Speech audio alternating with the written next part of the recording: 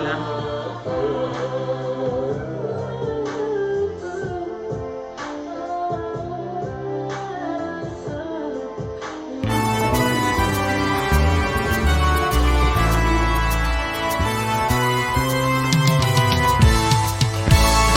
Chers compatriotes, désirons et souhaitons voir la restauration de notre cher et beau pays. Unissons-nous et tenons-nous la main dans la main pour l'amour et la cause de notre chère patrie. Suivons tous l'émission qui vise à réveiller l'éveil patriotique et l'amour de notre nation. Soulevons du changement. Salutations cordiales et fraternelles à tous et bienvenue sous les vents du changement. C'est une grâce que de se retrouver une fois de plus avec vous ce soir de samedi 22 octobre 2022. Mesdames, Messieurs, bonsoir et bienvenue sous les vents du changement. J'espère qu'ensemble nous avons passé une excellente soirée en notre compagnie. Avant toute chose, chers amis, permettez-moi de présenter mes sincères condoléances à la famille d'une amie très proche qui est devenue comme une sœur pour moi. Il s'agit de notre sœur Doris Ndungi qui nous a quittés depuis la Suisse à la fleur de son âge, laissant 3 garçons et un mari meurtris par sa disparition. Mes condoléances vont aussi à sa famille biologique, ainsi qu'à la communauté Isti-Ifasik entière, cette école qui nous a appris le journalisme, où nous avons étudié ensemble. Notre sœur Doris Ndungi, dont le funérail se passe à Kinshasa, à Limbasa Longo, se repose désormais dans la félicité céleste, car il avait combattu le bon combat de la foi. Et qu'en sera-t-il de toi et de moi, chers amis? Sachons apprécier ces dons de la vie, ces dons de la bonne santé que Dieu nous accorde chaque jour, en faisant le bien autour de nous. Car notre séjour sur terre n'est qu'éphémère, et personne ne connaît les jours de son départ. La Bible nous demande de rechercher la paix avec tous et la sanctification, sans laquelle d'ailleurs personne ne verra Dieu. Alors, chers amis, chaque fois que vous recevez les dons de la vie et de la bonne santé, pensez-y. Que l'âme de notre sœur Doris se repose en paix. Bonsoir, bonsoir, bonsoir. J'espère que vous avez invité une amie, un frère, une connaissance. J'espère que vous likez déjà et que vous commentez notre émission. Et dans notre dernière émission d'il y a 2 semaines, nous avons parlé de l'importance du sommeil pour notre santé physique et mentale. En résumé, nous avons dit que nous passons plus d'un tiers de notre vie à dormir et la qualité de notre sommeil a une influence directe sur la qualité de notre vie physique et mentale. Nous avons dit qu'un sommeil d'une durée et d'une qualité adéquate améliorer l'attention, les comportements, la mémoire et l'état général de notre santé mentale et physique, dans ce sens qu'il aide notre organisme à maintenir et à réguler plusieurs fonctions vitales à notre bien-être. Nous avons aussi mentionné quelques bienfaits du sommeil sur l'équilibre émotionnel par sa capacité de gérer nos émotions en réduisant le risque de dépression et du stress. Nous avons dit aussi qu'un bon sommeil favorisait une meilleure élasticité de notre peau et réduisait l'apparition des rides. Nous avons aussi dit que la durée du sommeil optimal pour récupérer nos capacités psychiques et physiques était entre 6 heures et 8 heures par nuit. Et pour finir, nous avons énuméré certaines conséquences, entre autres le risque de la tension artérielle, de l'accident vasculaire cérébral, du diabète de type 2 et de l'obésité lorsque nous dormons peu ou lorsque nous dormons moins.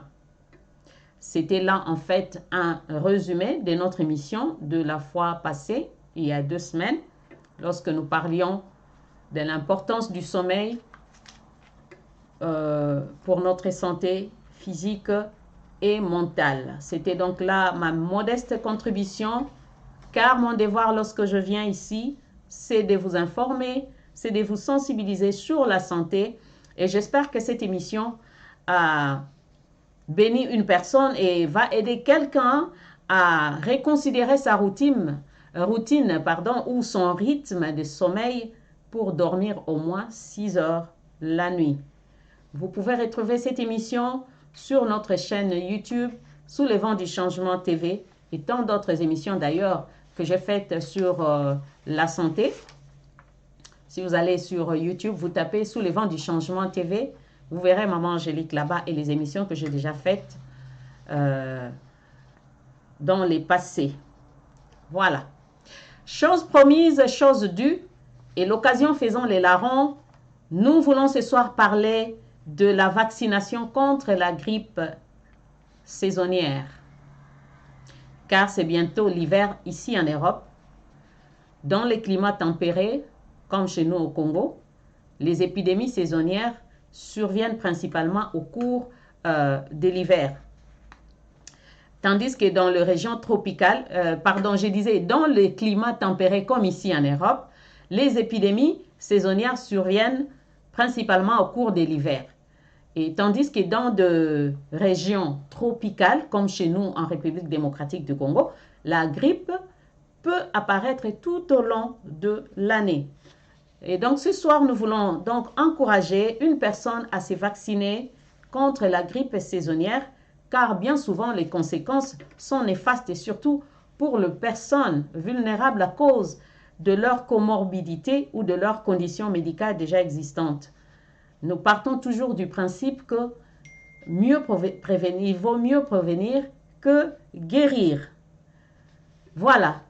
Là, c'était notre introduction. Nous l'avons fait en français pour donner une idée générale à nos amis qui ne parlent pas lingala. Vous savez, cette émission, nous la faisons en lingala.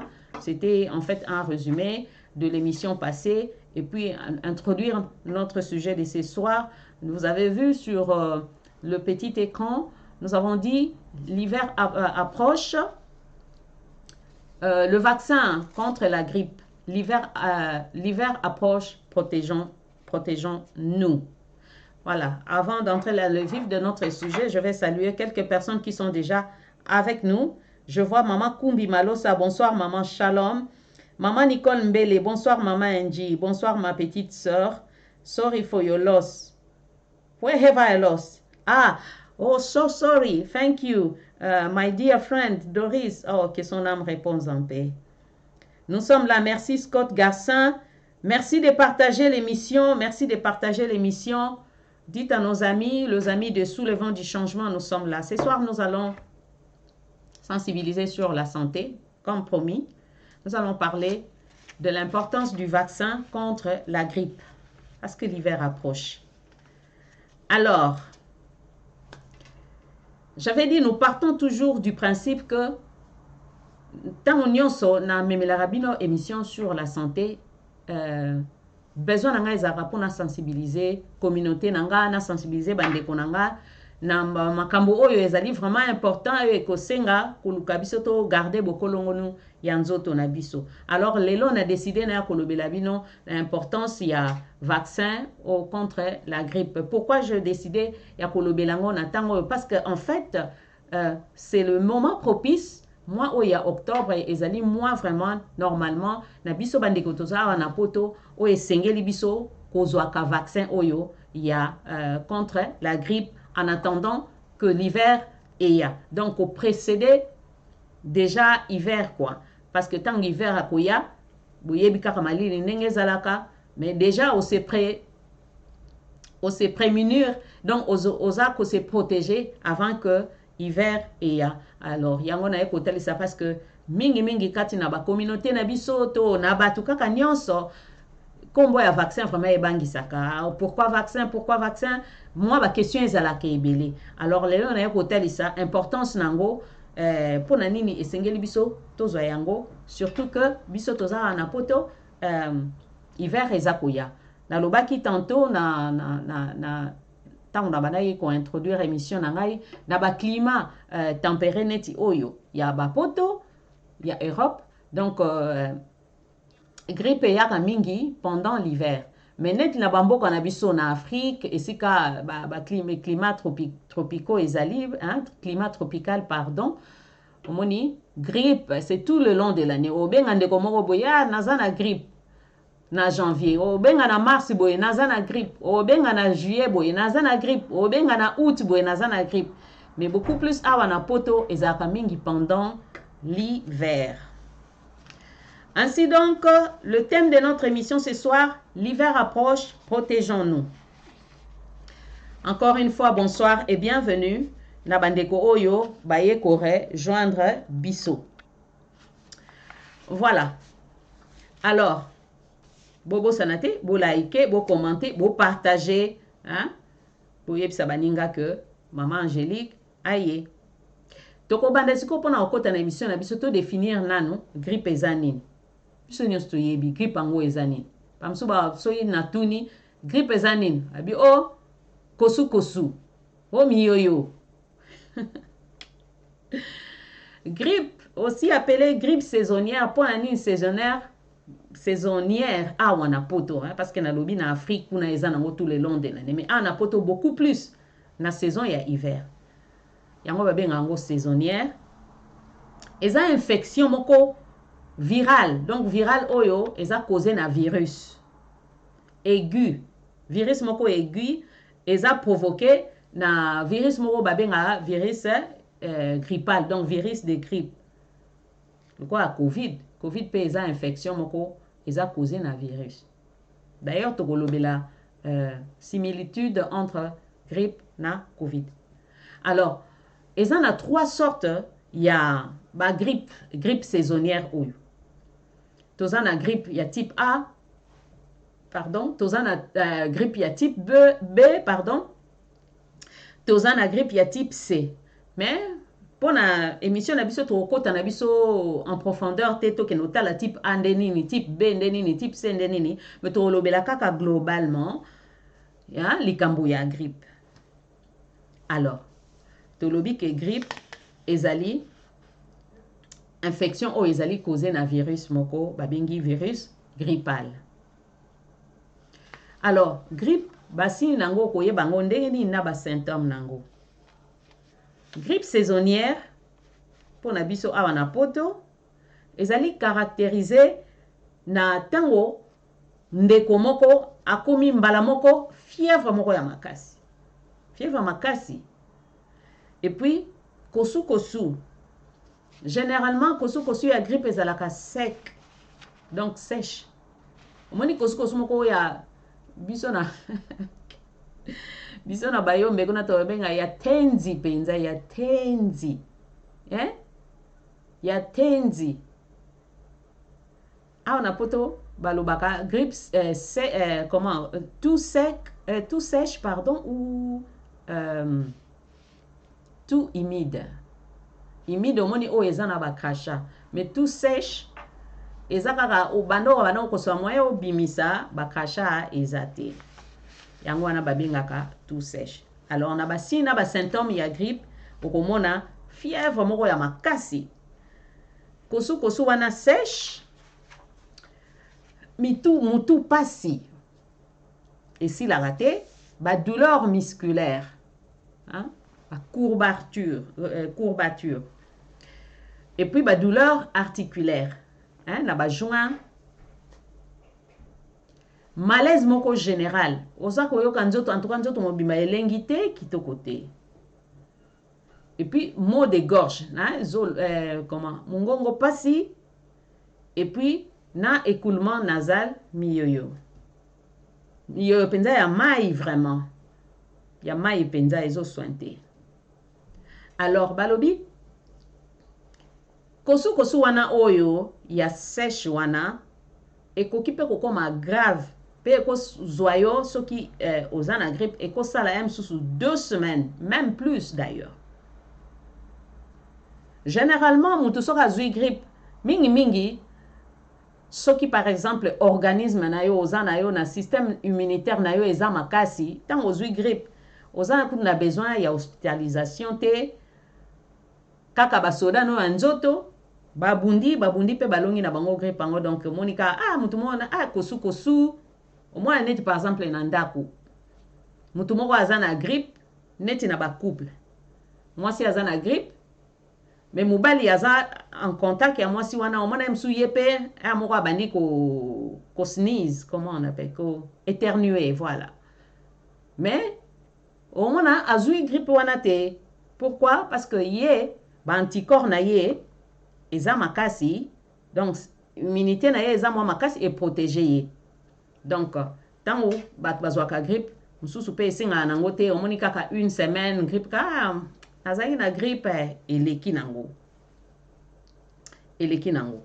Mais tango mususu na bandeko mususu grippe wana ekoki pe ko entraîner maladie moko très grave, même tina kufa.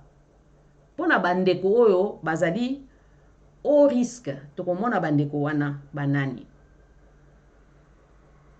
Yango important c'est sengeli na biso kozwaka vaccin ya grippe saisonnière.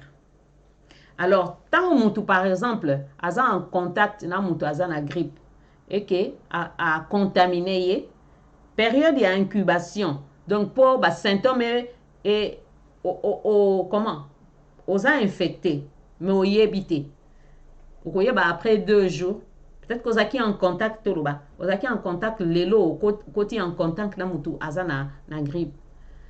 Ozui grippe wana monaka zolo ndenge sala mona kaka mokusa après 2 jours, donc période d'incubation et ça là au moins 2 jours. Allez, omoni ba symptômes na ba signe et bandi ko salima pe et pai na yo. Alors mutu aza infecté soki a kosoli, moyen de transmission tozwaka grippe ndenge nini.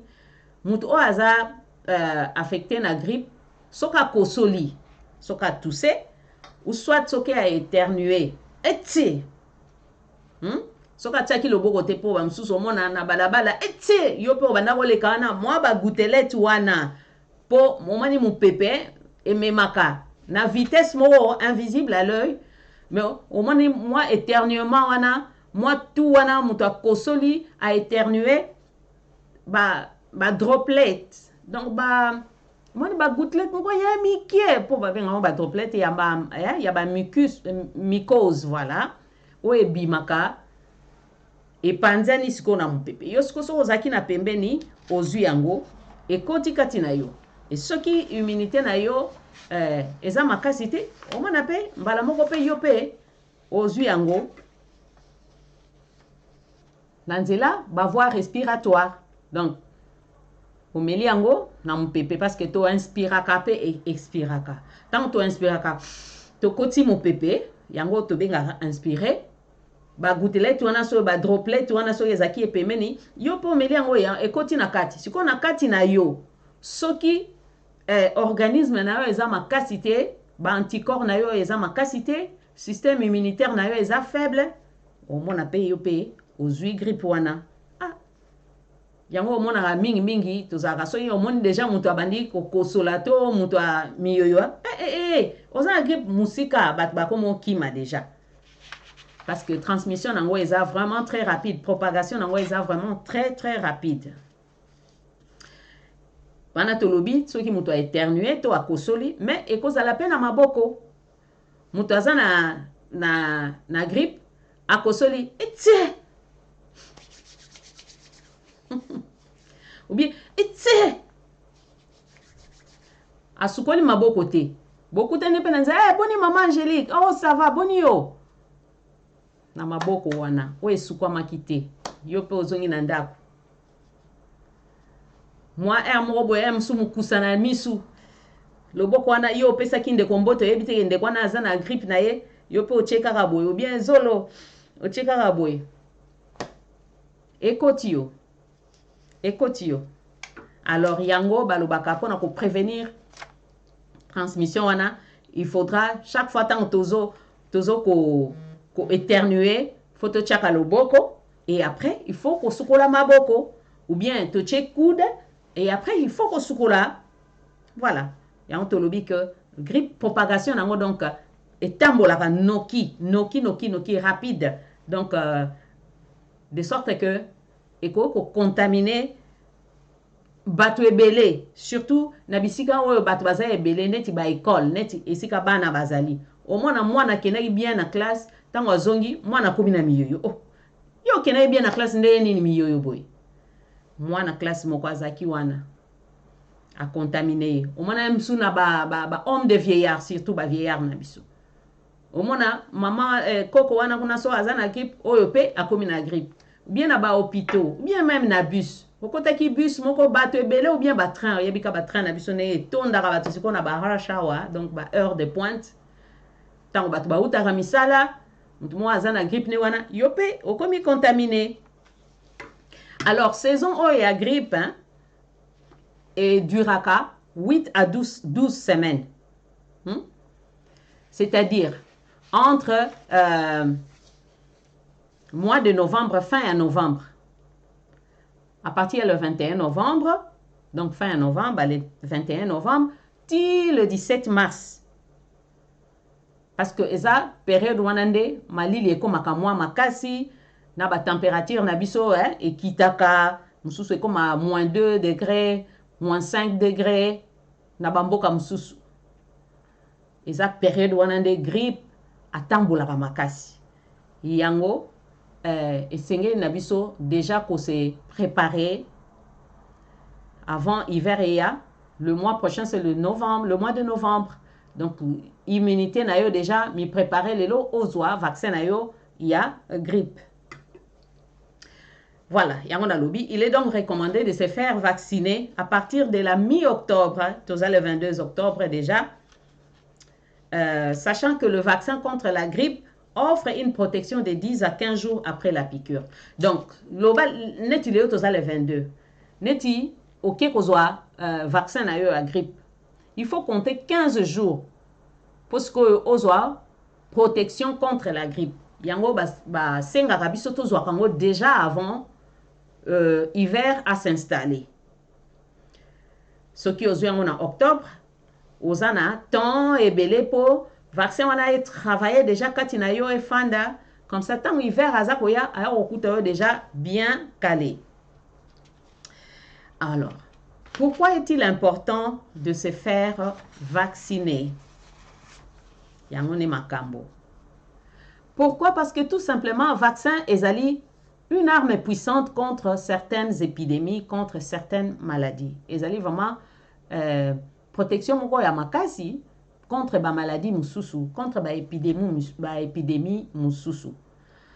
Parce que vacciner, c'est en fait protéger. Mututan waza ko se faire vacciner, azali ko se protéger. La grippe saisonnière, ezali infection te moko ya kozwango kaka pamba boye. Parce que to mesa na biso hiver tango yo ya bat mususu déjà ba mesa na ba obonga ba déjà ke ba yebi ke peut-être hiver tango ko ya kozana moi rhume na ye, kozana moi kosu na ye. Tout à fait normal pour kasi hiver te, hiver. Mais du moins il faut se préparer, Est-ce que ça passe? Mama Joyce Nivi Pebeze, bonsoir maman. Evadni White, hello my darling. Evadni is my colleague from work. Evadni, I'm talking about flu jab. Yeah? I'm talking about the flu jab, why it is important for us to get vaccinated against the flu. Because this is the right time to get vaccinated. Yeah? Ndeko na biso oyo, aza collègue nanga musala, elle me soutient beaucoup, elle aime vraiment quand je fais mes émissions, elle est toujours là, na ebite suka yo karanini na lingala nanga. Mais merci en tout cas, thank you so much for your support, Evadni. You're always there to support me. God bless you, my darling. Voilà. Ndeko mususu nani azawana? Maman Sarah Ndamba, bonsoir. Maman Nicole. Maman Kumbi Malosa. Voilà, Natanga Kibino déjà. Donc, continuer na biso. Attends, j'ai un autre téléphone là. Je vais voir qui sont là aussi de l'autre côté. Un moment. Donc, continuer na biso. Quelle heure est-il? Nous avons encore 30 minutes devant nous. Nous serons dans les temps. Un moment, je vais voir qui sont là. Et... Nani Azawana. Papa Louis, Mika Barre. Bonsoir, Papa Louis. Mayo Dino, bonsoir, mon frère. Nani Lissousou. En tout cas, bon, Kabola émission et Kosunga communauté Nabiso. Tolo Belali Kamboya. Il y a vaccin contre la grippe. Oh, sorry. Nakita volume. Donc, Nasolo Belali Kamboya vaccin. Bisous en Angleterre, tu as un flu jab. Pourquoi c'est important? Pour tant que yango et normalement, tous oppose à la vraiment bien protégé. Pour bamsou basa à erreur. Pour normalement, hein, vaccin ou ezan en félé. Ah wana poto. Au moni ba docteur babani déjà ko benga bo mingi bazui déjà ba texte message kende ko zo flu jab na yo, kende ko zo donc vaccin na yo, donc booster vaccin na yo parce que c'est chaque année. Alors mingi ba negijaka ba lekisa na bango tango aye ko zo siko grippe nde ake ko zo vaccin. Or c'est le moment na octobre, mi-octobre, à partir de mi-octobre, aux vaccin na yo jusqu'à la fin octobre, c'est les 15 jours pour un vaccin, on a pour ça au moins 10 à 15 jours pour vendre dans notre pour travailler, pour épaisser yo protection maximale. Alors, bamsousou au moins na janvier de aye ko vaccin. Or, na janvier tout ça déjà en plein hiver. C'est le moment. Tu continues, tu le dis que grippe ezali infection moko banalité. Ndenge bato mususu bakanisaka. Ezali infection moko respiratoire très aiguë. Ezali très contagieuse. Nathalie Sibino. Ezali pe sévère, ezali douloureuse. Hein? Et kokipe komemana kufa na ba ndeko oyo chez les personnes âgées ba ndeko mususu oyo bazali atteint na ba certaines pathologies donc ba maladie mususu et puis na bana ba nourrissons surtout. Alors, grippe, normalement, dans le baki, et quand on a guéri, on bika na ozui grippe, on biki na opé instantanément, spontanément, ozoi ki ango 2 jours, 3 jours, 4 jours, 1 semaine tout au plus, on biki na yo.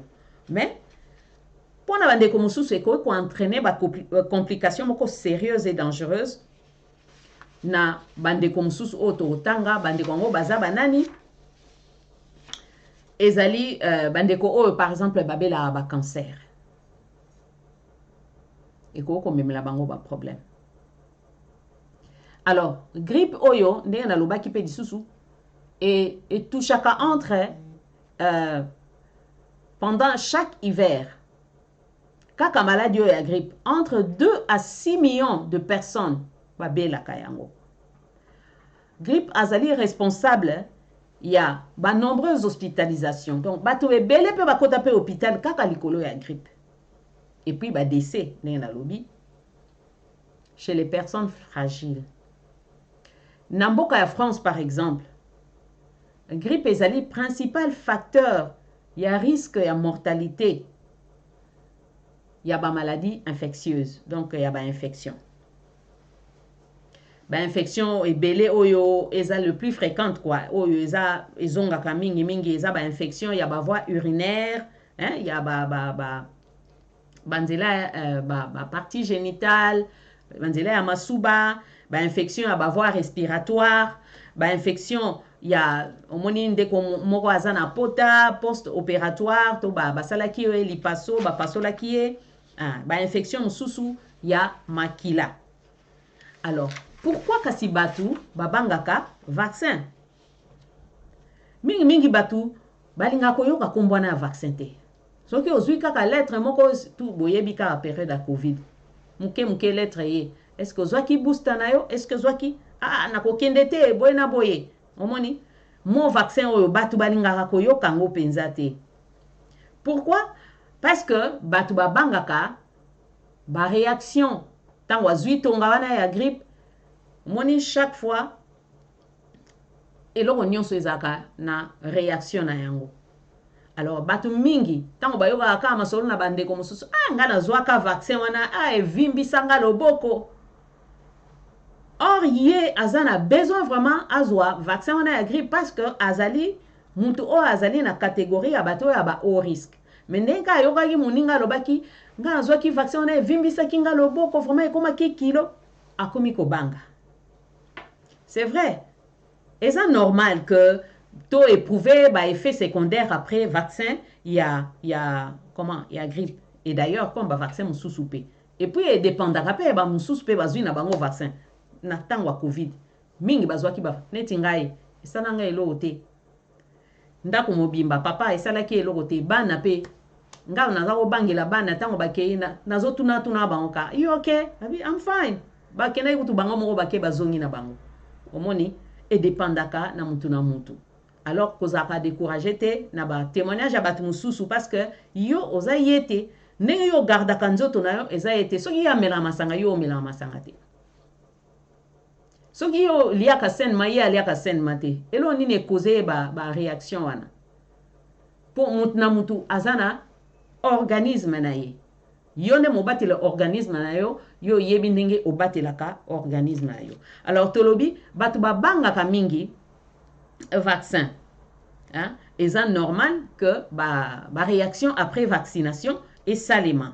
Et d'ailleurs, surtout ndenge balobaka soki o moni réaction est sali et là qui c'est que vraiment vaccin et bani ko talisa na système immunitaire na yo hein que ndenge nini ya ko protéger contre maladie wana. Parce que en fait vaccin ezalaka et comment target nango comment cible nango ezali système immunitaire na biso pour travailler ensemble pour la protection ya yo mutu par rapport ya condition ya maladie wana o yo zweli vaccin soit par exemple Covid soit par exemple grippe. Alors vaccin, il y a grippe et quoi causer bah effet secondaire. Mais ils en souvent ils en vraiment il y a ma capacité, ils en a ma capacité, ils en léger hein et puis où mais la capacité hein peut-être un jour ou deux et cause à la peut-être bah complication ils a associé na grippe mais moutunio sauté vraiment ressentaka bah réaction wana au cours ressenti par exemple sensation beaucoup douloureuse place comment le boko est combien un peu kilo place ba chaki injection ana ba tobola ki tongwana ou ko sentir peut-être fatigue ou ko sentir peut-être mutu pasi ou bien ba courbature pardon ou bien ba frisson hein malili diarrhée ba msusu ça dépend ndena lobi muna mutaza nzoto na ye ba msusu pe ba nausée ba msusu pe kosanza ba msusu pe nzoto elengite nzoto kitoko te hein sensation moko générale ya malaise. Mais tango ba réaction ane salemi, soki par exemple tu te reposes ou bien ozui à ta dose car ya bien ya paracétamol, au mona que et ko soulager na ngo yo et puis ou ko se sentir na yo bien na sima, hein? Voilà. Alors, oyo ezalaka susu, moi makasi ezali likambo ya fièvre. Fièvre, bato mususu ba ressentara azui vaccin après à sali fièvre et sali peu fréquent et ça les makapé na bato ebele au développer fièvre moko ezali kolo ya 38 degrés. Alors et ça les maramingi tant aux vaccins le 2 jours qui suivent les vaccins au sali fièvre wana mais normalement sur au melino paracétamol et kitaranango mais ce qui fièvre wana et sali que 2 jours et l'équipe aux 8 vaccins après fièvre et na sima. Alors, wanande et sengeli au consulter médecin nayo, au consulter docteur nayo, parce que et cause à la paix signe il y a Covid ou bien il y a infection ou sous. Parce que normalement pour un vaccin à grippe, au moins net aux 8 grippe lelo, aux autres nanda pour sali fièvre. Fièvre on a sali même sur 2 jours, au milieu ba paracétamol et qui. Mais aux huiles, les lots, aux huiles vaccins. Mardi, on commence à la fièvre. Fièvre, on comment on met là. wana esikoyo esengeli omona médecin na yo parce que cause à la signe il y a infection moko osali infection moko ou bien cause à la paix covid. Alors total la liste il y a baza au risque vraiment obligatoirement il faut bazwa vaccin oyo il y a grippe. Vaccination il y a anti-grippal ezali obligatoire pour les soignants personnel de santé neti biso boye minganga tout ça kana milieu hospitalier tout na basaka na homme de vieillard basaka na maison de retraite basaka na comment na nursing home eza vraiment obligatoire. Pourquoi? Parce que nous biso agent de santé biso toza ne agent contaminateur parce que nous recevons beaucoup de gens. Ceux qui sont vaccinés, ils ont la grippe, tant qu'ils ont batu. Donc, ils ont vraiment un vecteur, donc ils ont un agent oyo, pour causer propagation.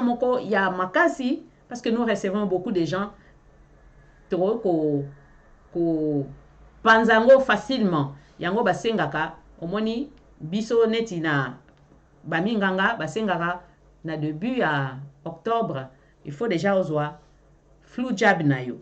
Donc, vaccin na yo contre la grippe. Alors, baton sousou, et ça bato oyo baza aux 65 ans ou plus. Vous êtes obligé aux vaccin oyo. Parce que pourquoi? Nous on a biso ndenge toza ko kola ndenge pe ba immunité na biso eza ko s'affaiblir.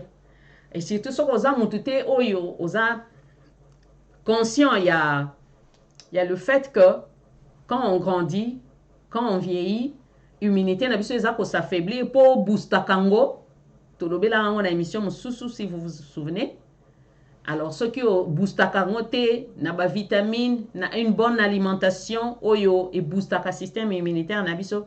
Donc facilement okoki ko attraper ba épidémie, ba bactéries. Yango, toute personne, il y a 65 ans ou plus, il faut chaque année, aux vaccin à la grippe. Toute personne à l'âge de 6 mois et plus, au moins, il y a nourrisson, moi, on bébé, tant botami. Ce qui bébé a comme 6 mois, tilikolo. Et c'est que bango pe bazwa vaccin.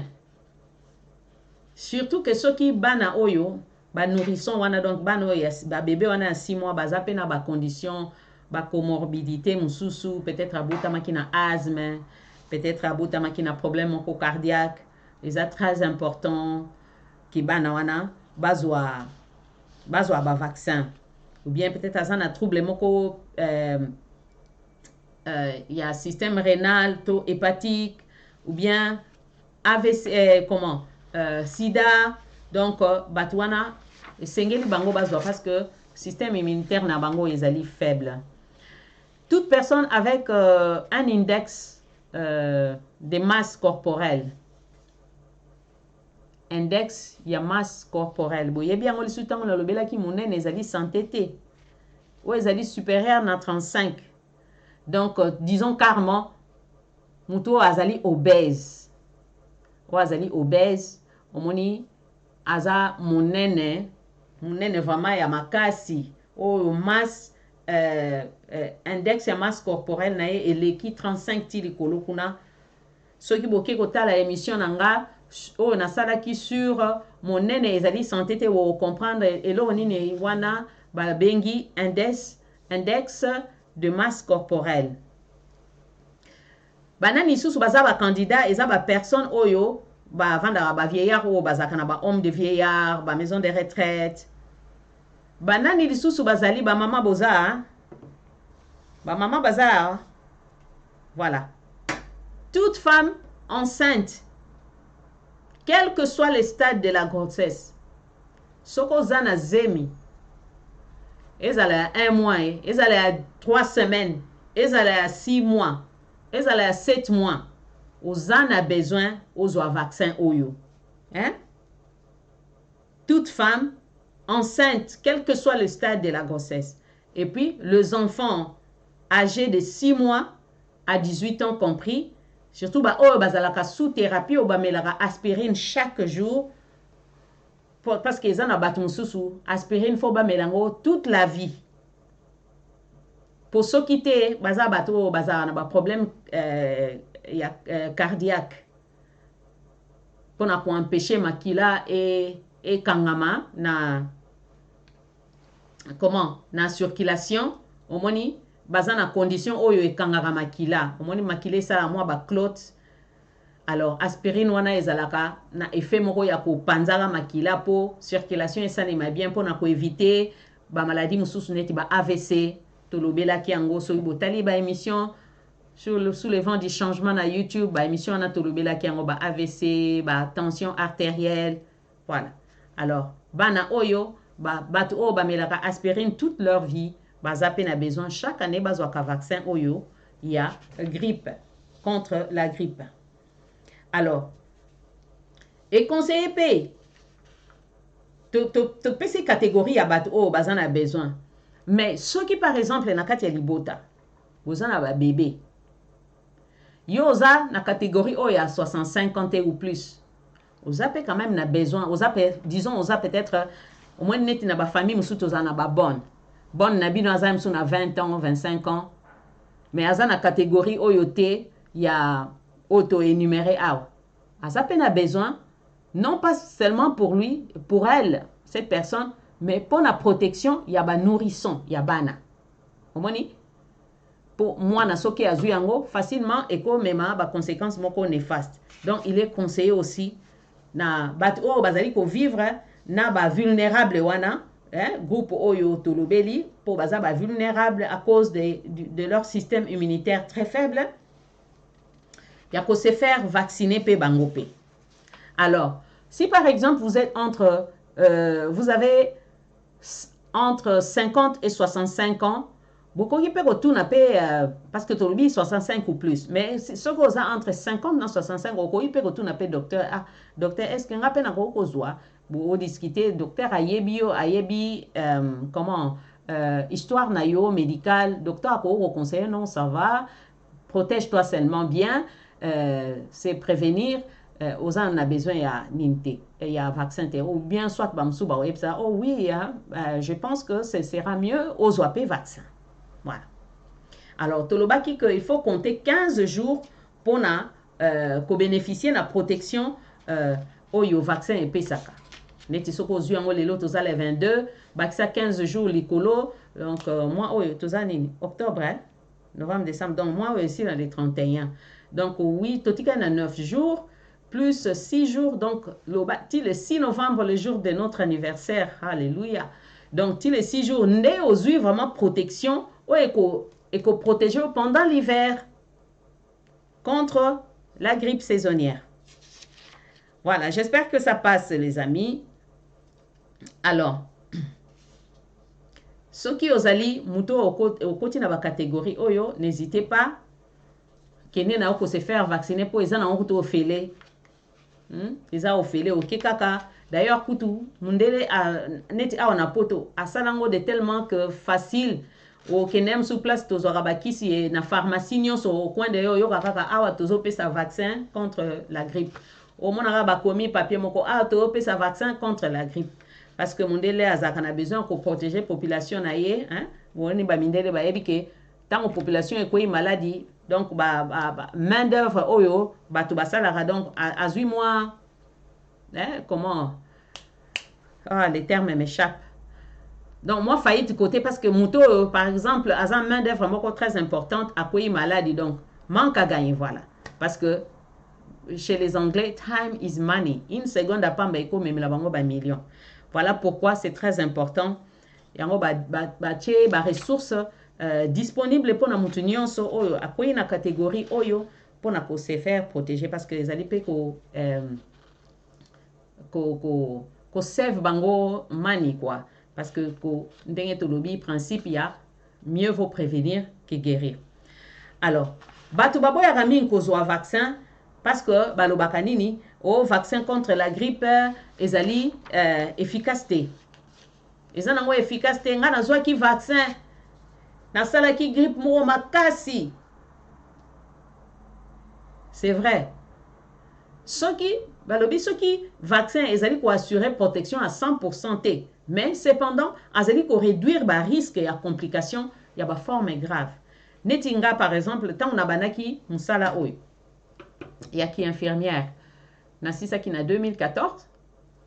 Alors, dans 2014, c'était ma première fois d'Ezaki obligatoire na banaki moussala na septembre. C'était obligatoire na octobre na zoa vaccin. Mais en tout cas, tant on a zoa qui vaccin wana et salanga ba effet na belaka grippe moko ya makasi. Na belaka ya makasi vraiment. Et c'était la seule fois où on a belaka grippe. Et chaque année, nazo zoa ba vaccin depuis lors. Nazo ka vaccin na nazakutu d'ailleurs comme pharmacie na biso eza juste à côté. Au lieu que nazelaka mulongo na musala na kinanga mususu asoki na keka na coin na kina pharmacie na biso bachenga vaccin après na memika preuve na musala ki nazwa ki déjà vaccin nanga na pharmacie na biso ya pembeni omoni et banda wana en tout cas nabela rasu grippe T pour dire vrai nabela rasu grippe T banda nabela oya makasi na première fois on nazwaka vaccin wana bato mususu pe balobi vaccin contre la grippe est dangereux. Ba effet indésirable oyo ba vaccin oyo tolobeli yango e yebani eza nango transitoire donc eza ya ko umelate à moins que ceux qui par exemple ozana ba comorbidité liboso ndenge tolobaki tolobela likamwa ba inflammation et sika omoni mo inflammation douleur fièvre et puis se vacciner c'est mieux que soigner maladie tant au belly grippe et ça liyo ba complications graves bat mususu pe balobi ote nga loko nazwaki vaccin année passée mbulo na ozwana te. Non, vaccin oyo ya grippe contre la grippe et ça chaque saison yango ba bengi yango grippe saisonnière. Donc vaccin wana et ça chaque saison donc chaque octobre normalement mutunyo so esengeli ozwa po e protéger po na hiver wana. Omoni lelo mokili na biso ndenge tolobara avec le réchauffement climatique avec la pollution mokili na biso est changé. Au moins par exemple comment pendant l'été ba moi ezalaki nango mais bon mona ba moi o ekomi mikolo donc ba moi moko ezo soit na nzoto vraiment et puis ba malili moko ekomi donc so ba lobi hiver alors hiver penza ya makasi. C'est vrai que ba côté mususu neige ezo kweyate et d'ailleurs quand so ki neige kwey ça signifie que malili kitara tant neige kweyate malili dimiaka mais siko neige ezo kweyate hiver moko vraiment malili ya makasi yango esengelaka bato bazwaka vaccin na mi-octobre. Alors vaccin oyo nde na lobi eza chaque année nde esengeli biso tozwaka vaccin oyo po na ndenge pe basala yango actualisaka yango chaque année parce que le monde change et puis chaque année eza ko changer. Donc, dans le basala ba vaccin na bango ba ko actualiser par rapport il y a temps pour na ko yeba ko protéger biso contre la grippe pendant l'hiver. Alors, comment se protéger contre la grippe? Tous on a nous comment importance il y a nutrition dans le baki yango. Quand vous mangez très bien une nourriture pardon saine. Nourriture rôle nango ezali ya ko protéger a ko pesa biso ba nutriments donc ya ko pesa biso biloko oyo esengeli evanda ka na nzoto na biso ba vitamines ba minéraux oyo ekosala ke nzoto na biso et fonctionner bien. Quand tu manges sainement, quand tu dis sainement ezate ba chicken chips moliaka ba ndunda na yo oliaka ba tomate na yo oliaka ba fruits na yo. En tout cas, système immunitaire na yo ekozala makasi. Mais tant oliaka à peine ozako grignoter, nozomela masanga, oliaka bien te, bamsusu au moins net bato bamela ba cigarette. Il paraît cigarette ici ça ranzala. Mais ozoboma nzoto na yo. Nzoto azana nzala azana a besoin kolia mais tant omela cigarette, surtout période pe ya hiver oyo. Mingi bato bandeko bamela ba cigarette. Ba profita nango parce que réchauffera bango paraît-il. Tant que la cigarette est réchauffée na malili. Mais hors alimentation, ton nutrition est très important pour nous protéger ton abisso contre les maladies, contre les infections, contre les bactéries. Tolobeli yango, une bonne alimentation saine.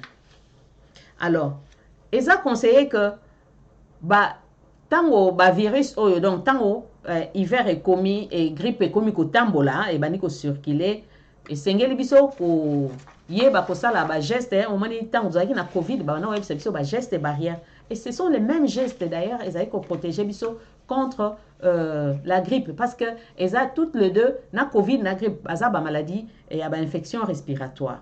Alors il faut se laver les mains chaque fois vous êtes en contact peut-être au côté inanda ko simbi ba poignée à porte parce que tant que bana o tanga bana ko laxa biso to zaki na cour moko ya infection contrôle bazui kaka dai moko boye ba tie na poignée à porte tala ba bactérie poignée à porte bazoi ka ba bisika kaka bisika batu basimba ka mingi ou bien coude ou bien kiti ba tie na français ba bien en anglais ba bien en godai bache wana siko otala quelque temps ba wala sabino ba microbe o etikalaka oteli pende lobi ya solo boye ba poignée à porte. Alors ils a conseillé que to sukulaka maboko na biso heure nyonso na otala heure 25 to tika na 5 minutes. J'espère que toi aussi ça peut-être na royi babino moins 5 na yi babino moins 5 minutes hein. Alors kosukwa maboko régulièrement avec de l'eau et du savon ou bien solution hydroalcoolique. Tant que vous avez toussé, il faut qu'on éternue na coude na yo. Ko toussé ka bomba mo boité à l'air nu comme ça. Tiens, et pansani. Ou bien qu'on utilise mouchoir moko ya papier. Omoni, tant on toussé, mouchoir à papier. Omoni. Ou bien kosu ou ko éternuer ou utiliser mouchoir à papier et aussitôt au bois qui ango na ba poubelle c'est vrai biso watoza ba poubelle presque à chaque coin de rue au moins na poubelle moko public ezali c'est vrai na ba bandeko ba la biso na Congo ezate mais au besoin vraiment au kochango peut-être au tina on a kati ya sachet so za sachet moko bien na sac na yo au koti na sac tango ko mananda ko zu au bois qui ko la taper ba masque c'est vrai lelo ba lobi ba masque et tola tasu ba masque te covid et sil lango et tout ça mais en tout cas chaque fois na koti par exemple bus na lata masque na koti train na lata nazara toujours na masque na ngai so na tambola na nga moko na lata na masque parce que je ne sais pas naza na contact na banani yango na kutani na train est-ce que batnyo so okuta na train wana ba se conservera bien ba se protégera bien. Au coût de toutes sortes de personnes à Katia train, au coût de toutes sortes de personnes à Katia bus.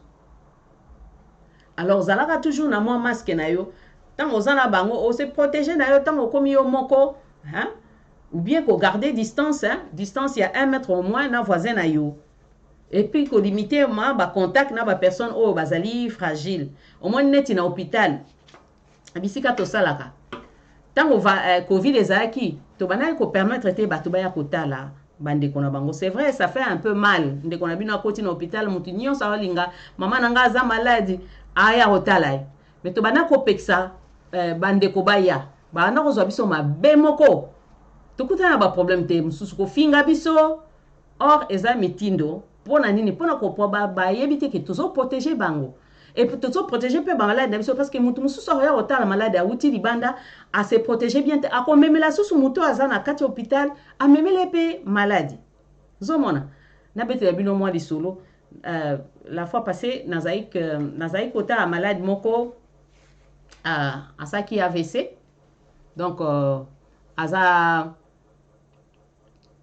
azoliaka na ba sonde ko vous pesa biloko na ba sonde moi ane ayi to déplacer qui to changer place moko moi ane ayi abi oboye bisa biso bon to mouva qui est kaka donc to changer room quoi oboye bisinga maman na biso bo changer te papa to changer kaka room to memi esika ya mabete to changer kaka room parce que kuna bazaki tellement que baza batu o bazo lia na ba sonde batu misato pona nurse moko eza musala makasi pona kolesa kaka mutu moko wana alors to déplacer qui est pour to alléger un peu tâche que bazala ba panzani kuna nurse mususu ako s'occuper na ye awa infirmière mususu ako s'occuper na ye abane tu nanga mama nanga ndinga bi oui a progrès au salema et tout ça Après to kabwani, nga bisi yaka lobi so kozana besoin kuta ba docteur yaka entre 9h30 et 11h. Abimi aki. Akomi na porte yaki akuti photo nanga ba che photo nanga na porte ya musa na biso parce que nazaka omoni end of life, c'est-à-dire palliative. Ba malade o ba komi presque à la fin de leur vie. Nga zaneti championne pour na musa na biso pour na tanga makamwana ndeni ya supporter muto akomi na à la fin de sa vie.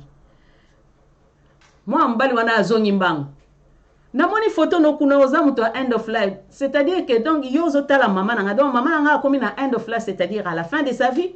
Est-ce qu'on va expliquer pourquoi tu ozo garder maman nanga donc yo à ce qui ça nga kuna bi papa te. Naza nanga wana eza ba attribution nanga mususu mais maman na yo azane bien ce qui d'ailleurs ce qui par exemple a ces conditions na commis et s'est détérioré to bengaka toujours famille t'en fais pas maman no aza bien tozo look after ye. Voilà donc c'était juste pour na ko expliquer que souvent to peki sakape bande comme sous libanda surtout ceux qui ba malade ou baza vraiment vulnérable ba ya mingi kokota même ceux qui aza maman na yo donc to senga peut-être mutu moko kaka to batumi balé kaka ba ya mais souvent batu balinga bongote aza maman nanga fona yo mona msuba memi na baba na mike lisusu maman ozomi mabano ya mike webike hospital eza ni ya ba microbe ye batu ba ye bakati. Alors pona koloba na makamu na biso oyo surtout pour les cambois grippe tolobi est très contagieux et panzanaka vraiment très rapidement. Et surtout que Covid P et sili nangona noté. Tozana batu tilelo bazobe la Covid surtout ba oyo bazwaka vaccin te. Parmi 90% ya ba o baza ba Covid positif lelo eza ba oyo batika ba boya na bango kozwa vaccin parce que ezaki nango pe obligatoire te. Bamsu ba décida ki na bango ngana ozwa vaccin te boyebi makambo elekaki likolo ya Covid. Boyebi ba rumeur elekaki. Biso lokwa tozana ba puce ndenge tozwaki vaccin ya Covid bamsu ba boya na bango kozwa puce. Alors bango nde siko ba komo kozwa ba Covid pour ba se protéger kité. Ozomona. Alors c'est ça. Donc Covid ndenge tolobi Covid na grippe bazana ba symptômes ndenge moko. Malgré que cependant traitement na bango eza différent mais ba présentaka ba symptômes mususu ndenge moko neti ba fièvre ba tout miyoyo. Alors eza pe possible que ozana grippe ozui pe Covid. Il est aussi possible d'attraper la Covid et la grippe en même temps. Alors moyen efficace pour prévenir hospitalisation pe ba forme mususu grave ya Covid wana pe ya grippe wana ezali kaka vaccin surtout na cas so par exemple ozana Covid ozape na grippe donc il faut avoir le deux vaccins na vaccin ya grippe na vaccin ya Covid. Alors pour na ko prévenir eza conseillé na batunde na lobaki ko se boucher le nez à l'aide d'un mouchoir tant aux autres tousser il faut qu'on tienne sur le coude. Et puis, qu'on continue à suivre les mesures, il y a prévention, les gestes et barrières, qu'on garde une distance d'1 mètre avec ton voisin, le port des masques, qu'on éviter endroit où il y a belé, bazalaka net, stade, baza belé, train, sorozawana, la ta masque na yo. Alors, pendant qu'on conclut l'émission, vaccination contre la grippe saisonnière est le moyen le plus efficace pour prévenir la grippe. Le vaccin sûr est peut coexister est utilisé depuis plus de 60 ans. Vaccin alors na ba mikolo oyo o baza en bonne santé vaccin oyo antigrippal et koki peut sa protection moko satisfaisante. La personne âgée, par exemple, en revanche, vaccin antigrippal est moins efficace à cause il y a affaiblissement, il y a système immunitaire na bango. Alors, pour prévenir maladie, pour réduire gravité et incidence, il y a des complications et singeli bango bazwaka vaccination.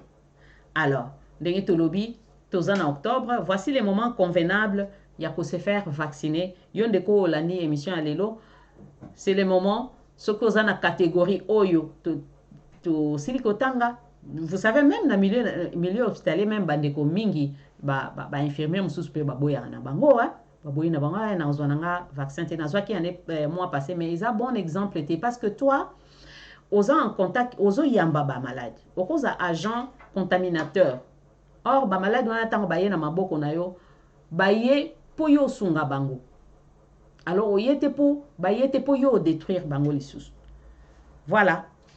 Mieux vaut prévenir que guérir, dit-on. To komi 18h, 19h35. To suki na biso awa. J'espère que ndekomoko a eu ma connaissance na poko na lelo. Manifestez-vous avec des j'aime et des likes. Oh là là, nakangi. Nakangi nini. Ah, voilà. Manifestez-vous. J'espère que Esungi, émission à Lelo, Esungi de Komoko P a reçu décision. À qui ne peut se faire vacciner n'est pas encore trop tard. C'est le moment. Donc, dès lundi, pour tout ça, week-end, bah, pharmacie et Kangi, peut-être, bisika moussousoupé, bazana bango ils ont ouvert au Kokende, net na Westfield, awa, ils ont ouvert au Kokende, ils ont ofele ken na yo zwa vaccin na yo c'est protégé, surtout ceux qui vous avez un bébé nandaku, surtout ceux qui vous avez un problème de santé, cancer, auto azana maladie mususu, protéger ndeko wana bokende bozwa vaccin. To yebi na biso kosuka na émission na biso awa. Na yebisa kibino c'est toutes les 2 semaines to banda kokutana.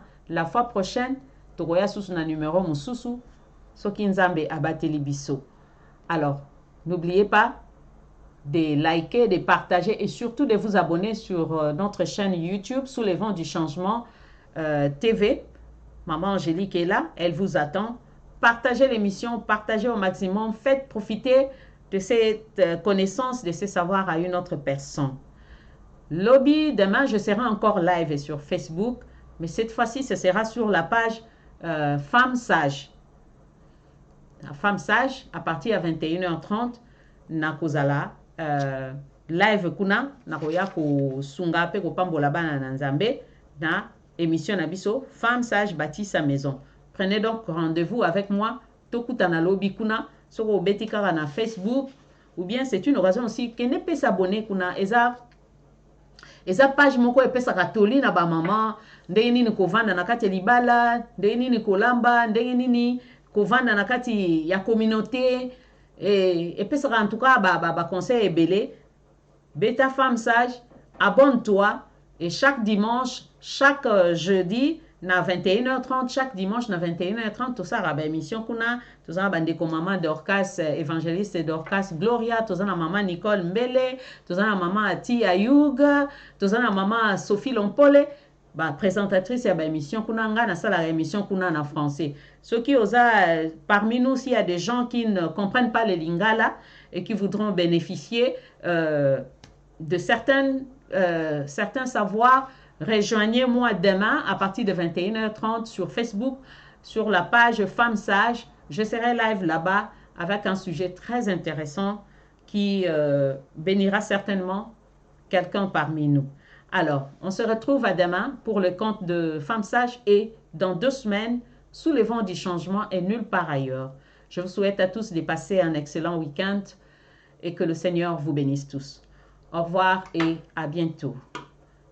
Tcha, générique Nabiso et à fin de mission et on se sépare.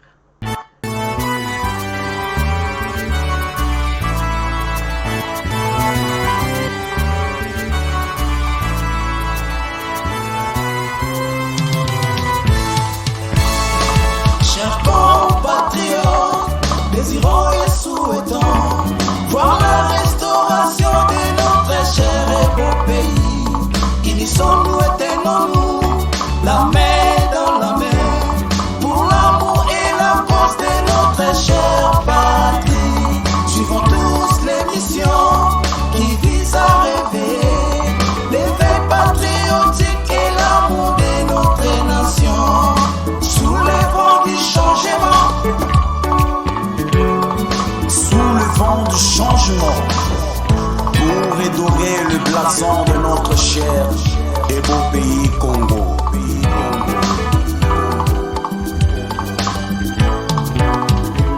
Chers compatriotes, désirons et souhaitons voir la restauration de notre cher et beau pays. Unissons-nous et tenons-nous la main dans la main pour l'amour et la cause de notre chère patrie. Suivons tous l'émission qui vise à réveiller l'éveil patriotique et l'amour de notre nation. Soulevons du changement, soulevons du changement. Notre rendez-vous sabbatique, soulevons du changement.